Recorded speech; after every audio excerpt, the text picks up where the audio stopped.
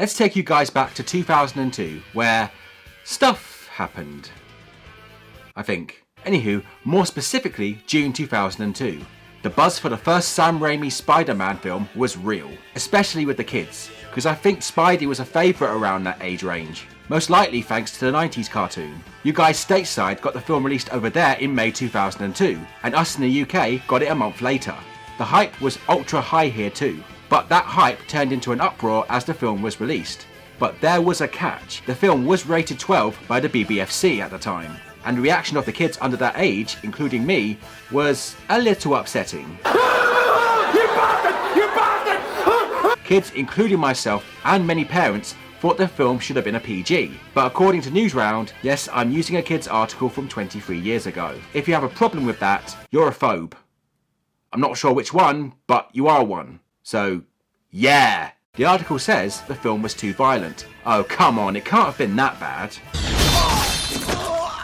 Nope, can't see it. But honestly, after seeing it, I think the outcry was justified.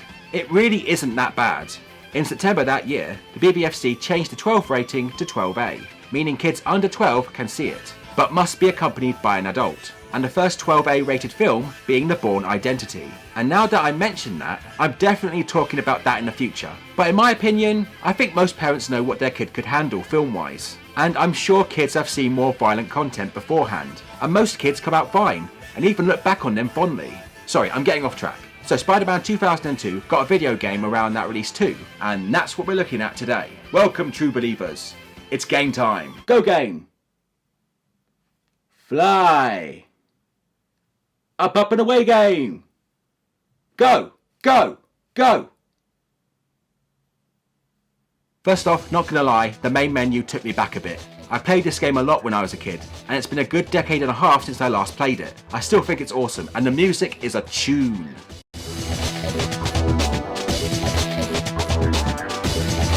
Right, let's get to playing, but before I start the main game, I want to play the tutorial. Here, you'll learn the basics of gameplay, jumping, wall crawling, web swinging, combat, etc. But it's not the only reason why you should play it. The instructor for the tutorial is none other than Bruce Campbell, who played the lead role in Raimi's Evil Dead films, and made cameos in all 3 Raimi Spider-Man films. And the dude is on top form here. He sounds so literal, but still has a sarcastic tone. Check out the compass. Your compass will point straight towards your next objective. Up on the compass means forward to you. You follow me? Well, stop following me or I'll have you arrested. Seriously, if you're thinking about playing this game, do not skip the tutorial. It's a blast. Okay, let's get to the main game. You take control of Spider-Man as you play through the events of the 2002 film, like finding Uncle Ben's killer and fighting the Green Goblin, whilst adding some original story beats in fighting members of Spidey's Rogues Gallery. And I'll talk about that more in a bit. First, let's talk about gameplay. So, as Spider-Man, web swinging is a big part of traversing the level, and if it's not good, then the game is pretty much f***ed. But I'm pleased to say, it's pretty good. A bit simple, but still good. You press R2 to start swinging, and all you need to do is turn, or go higher and lower with the analog stick. And if you need to do a 180, just release with the X button, turn and face the other direction, and start swinging again. And it's very smooth. You hold R2 to swing faster, but it will make it harder to turn. But it is a fair give and take system. You just have to know the right time to use it. Yeah, web swinging has evolved over the next few titles, like Spider-Man 2 and the Marvel Spider-Man series, and I think we're all in agreement that we prefer it that way. But here, it's still a lot of fun, so I can't really complain. It's all good. There are other useful ways to use your web too. Want to speed up when crawling along the side of a building? You can web zip to ascend faster. You can also web zip towards the ceiling and walls ahead of you. It's so smooth, it helps keep the pace going without dealing with the jumping or crawling faff, which there is nothing wrong with. And it all works well too, so you do you, love. You do you. Let's get on to combat, but first I want to mention that this game was published by Activision, and they published the PS1 Spider-Man games too, which were also a big part of my childhood. Those games were so good, oh my god. The reason why I brought this up is that all of Spider-Man's character control movements have been carried over from those games and put into an updated model. His start's the same, he runs the same, his free hit, kick and punch combos are the same, his web abilities are the same, his dodge's the same, his curry order's the same, he votes the same, his brand of hair dye's the same, his wiping hand's the same. Stop that! Stop that! Stop it! Stop it! I know the developers are Treyarch instead of Neversoft this time around, but I guess Activision had access to the assets I don't know the ins and outs of it, but if you guys do, let me know in the comments. It'll be interesting to find out. Anyway, I guess why they did that was to cut corners, to meet the release date which coincided with the film's release date. Not to say that's bad or anything, it still works fine. In fact, they do add to it, giving you combos to learn by collecting these gold spider icons, which is a fun shake up to combat and looks cool visually too.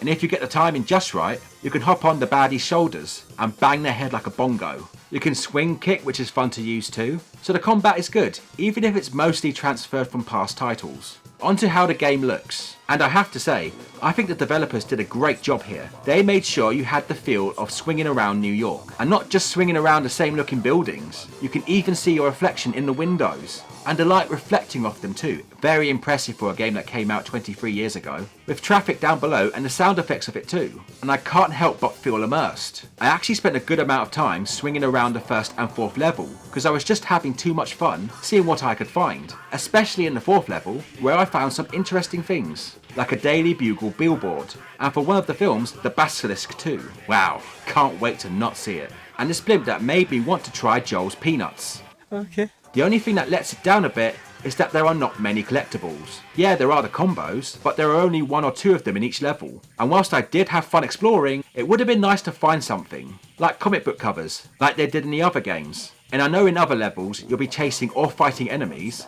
or racing against the clock, which is great, don't get me wrong. I just wish I had something else to look out for. Back to the first level, you save a woman on one of the rooftops. Thank you so much. You saved my life. Don't worry about it, lady.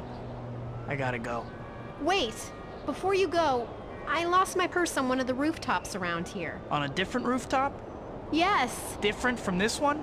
Yes. Are you serious? Are you taking some kind of tour of city rooftops? Yes. Okay, whatever. I'll find your purse for you. Thank you. So you find the woman's purse and bring it back to her. Here's your purse back. Thank you so much. This city could use more masked vigilantes like you. If you say so. Try to stay off rooftops from now on. A lot of gang members seem to hang out up here. I will. Thanks again. And yeah, you get nothing for it. You get nothing. You lose.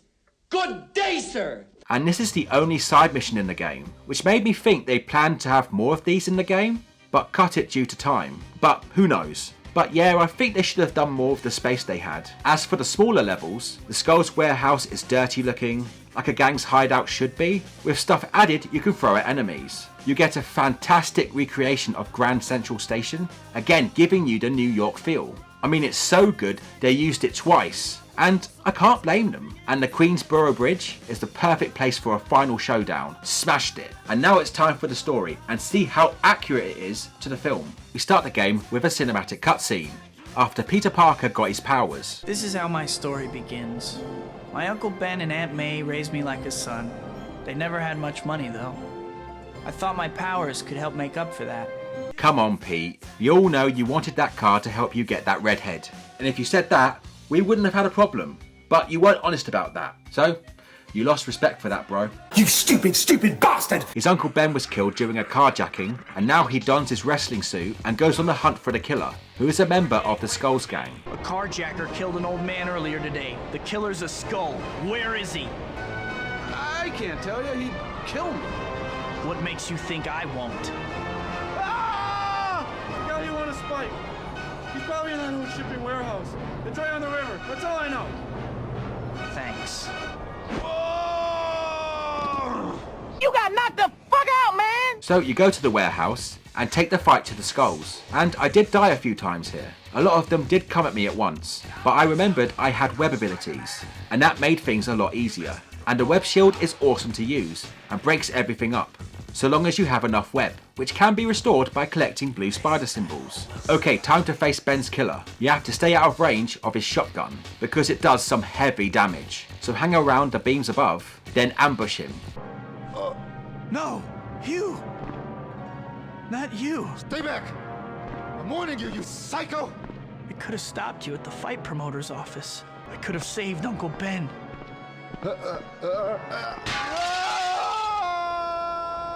I didn't do it. These are the years when a man becomes the man he's going to be for the rest of his life. Just be careful who you change into. Is it me, or does Uncle Ben sound like he's stoned? Yeah, I forgot about that bit where he says to Peter, Shut up and smoke that. So after reflecting on Ben's death, his life right now, and a bag of Joel's peanuts, he sets off to start his crime-fighting journey, unaware of the evil watching him. General Slocum has given Oscorp a week to prove that we can develop a working serum. Or we are going to lose the contract to Quest Labs, given how much we have invested in this research. Losing the contract could bankrupt Oscorp. I can only assume that Spider-Man relates to our problem in some way. So Oscorp sends out hunter-killers to capture you, and this is where you'll get to grips with aerial combat. You take them down, then intercept a jewel heist headed up by the Shocker. At this point, I want to bring up that Tobey Maguire reprised this role from the film, and I think he did a decent job, and he sounds like he's having a good time. So you must be Quilt Man, Padded Pete, Mr. Triple Ply? Oh, I've got it. The cushion.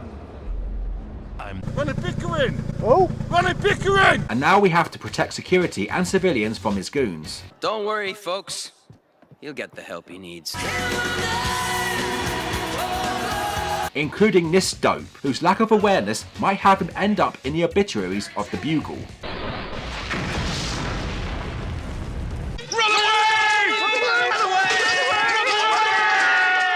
You follow Shocker into the sewers, fight more of Shocker's cronies, find keys to unlock doors, then face off against him in a fun boss battle. Watch his blasts and tornadoes, and strike when you see an opening. Looks like your flying friend's getting your share of the loot too. Where'd he get off to anyway? If I don't get mine, Vulture isn't getting his. He had some workshop set up in the old clock tower on the Lower East Side. Vulture, huh? Thanks, Shocker. Give my regards to my fans in the Slammer. Do your balls hang low? Can you swing them to and fro? Can you tie them in a knot? Can you tie them in a bow? Do you get a funny feeling when they're hanging from the ceiling? Or you'll never be a sailor if your balls hang low. We search for the Vulture in the clock tower, and I really like this level. It sort of has that maze-like feel to it, and you have to avoid his exploding droids. Very fair for 85% of it, then you get to the final stretch of it, and it's like shit, f***, cock, swing, swing, swing, and I think you get the cheesiest one-liner here too. Who's your landlord, Vulture? Quasimodo?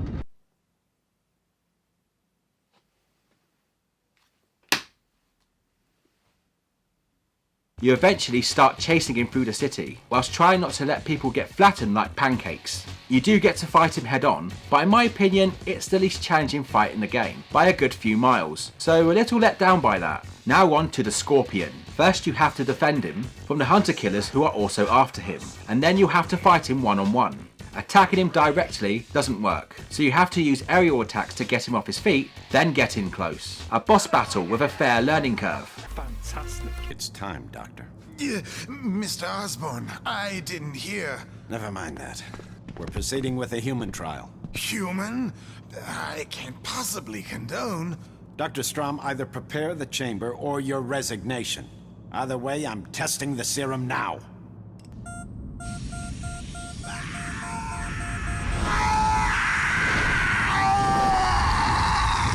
Mr. Osborn, are you all right? I wish I prepared my resignation.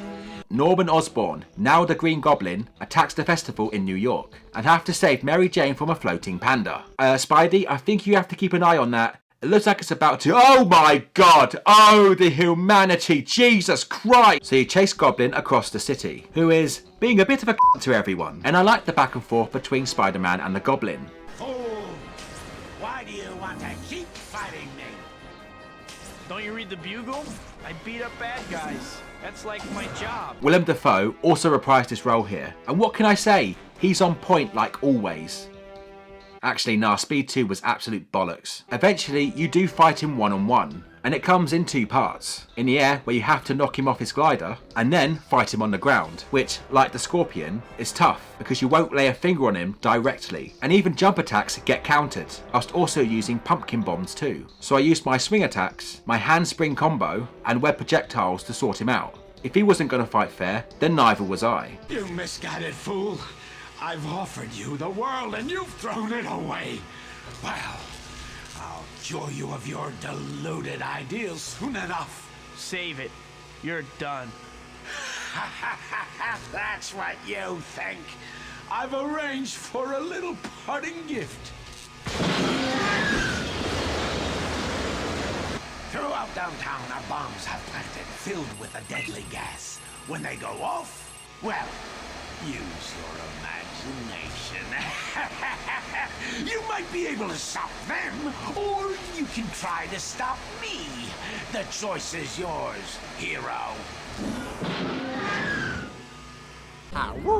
So you have to race around town to disarm these bombs. I'm gonna have some nasty words for that creep on the glider when I catch him. But first, I'm gonna go somewhere quiet and have a heart attack.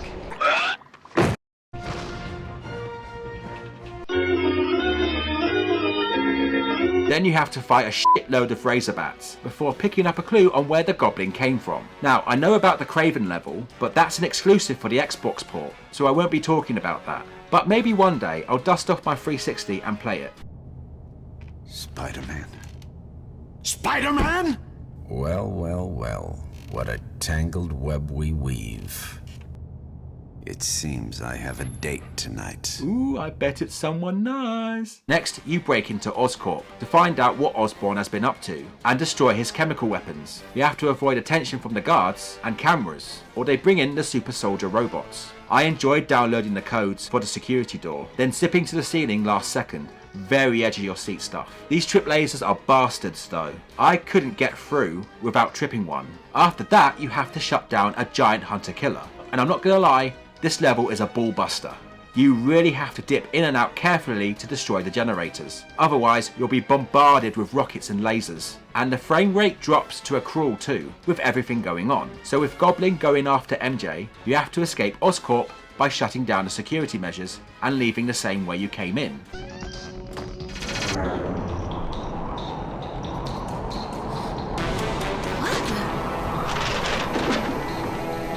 Tough day at the office, huh? Oh, you won't believe it. Bob at work is such a twat. He keeps chewing on pens and putting them back, the dirty bastard. You chase Goblin around a bit, you save MJ from the burning bridge, then you face Goblin one more time, using the same strategy I used last time.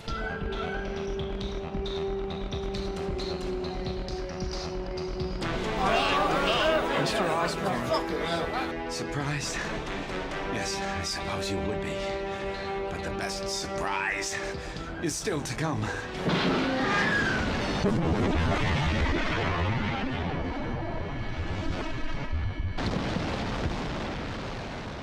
Ah, jeez! You okay? Tell Harry I'm sorry. I'm sorry too. So Osborn's dead, you kiss the girl, and the game ends. So that's the story, and personally, I think it's very good. I thought all the additions were very well placed, including the parts involving other villains like Shocker and the Vulture. They weren't just there to pad out the game time, which is surprisingly short by the way. They presented some of their own obstacles and challenges, whilst keeping you invested in their story. I really felt sorry for Scorpion here, and I like they didn't just play him off as an outright villain, and your feud throughout the third act with the Green Goblin was very entertaining. And most of the boss fights were challenging, but fair, and were fun to figure out. The character models were good too. I love the shine of the Spider-Man suit. It's definitely the one from the movie. And the Goblin suit is accurate too. There was a lot of work put into this, and I really appreciate that. Again, the voice acting is brilliant all round. Not just from Maguire and Dafoe, but from all the cast, including Michael Beatty as the Shocker, who I think I owe an apology to, since I didn't like his performance as Bilbo in the Hobbit game. But he is excellent here, and I had no idea it was him. Alright, listen up. Spider-Man's gonna be right behind us. When he gets down here, ambush him. There's no way we're giving up a score this big to some clown in red tights. Dwight Schultz played a great crazy old genius in Vulture. You're becoming a thorn in my side. Today, you die, Spider-Man! And Mike McCall's paranoia-stricken Scorpion is definitely a highlight for me. Will I destroy you? Yes, I will. Freedom! The voice acting across the board is brilliant, and so is the music. It definitely fits the tone of a superhero game, and I'd go as far as to say it could have fit into the film itself. My two favourites being the one from the first level, it gives the feel of a superhero on the rise.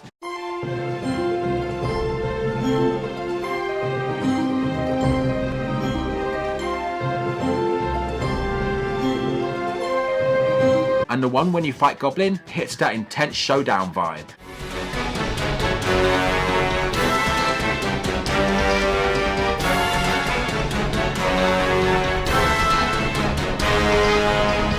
And that's the main game. Well, I guess that's the end of it, right? No, not exactly. Actually, there's quite a bit to do outside the main game. There are training challenges you can do. There's ones for swinging, where you try to beat the best score. Honestly, this had me coming back again and again. Combat challenges as well, including one where you take on waves of enemies in a steel cage. And if you reach the end, you can take on Bonesaw, who disappointingly looks nothing like Randy Savage. A traditional game of bowling where you can swing kick to knock these pinheads over, and you can play with up to 4 players too. It's actually good fun and could be a good time at retro gaming parties. And there are also unlockable suits too. Complete the game on easy, you unlock Peter Parker and the wrestling Spider-Man suit. Beat the game on normal, you get the Alex Ross suit. But the best unlockable is when you beat hard mode. Luckily enough, I have an old save file on one of my old memory cards, which allowed me to access it. So when you complete hard mode, you unlock the Green Goblin suit. And it's not just the skin either. You get to use the glider, its weapons, the pumpkin bombs, and razor bats. Honestly, this is fantastic. I had so much fun blowing all these bad guys away, and zooming around on the glider. Everything was so fast, smooth, and comfortable. Well, mostly comfortable.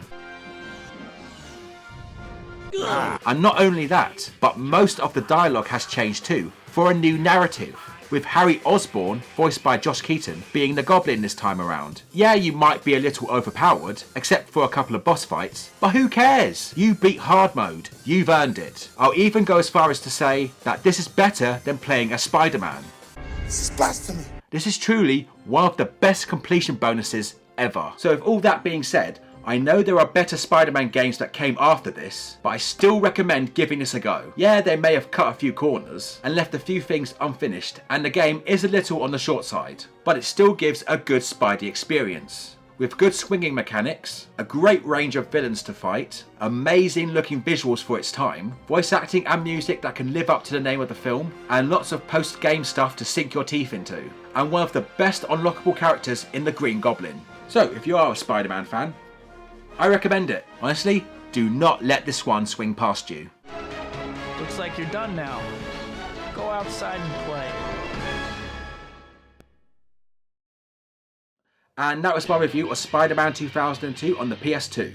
But what do you guys think? Have you played this game? What's your favourite Spider-Man game? Do you agree with me? Do you disagree with me? Comment down below and let me know, because I would really love to know.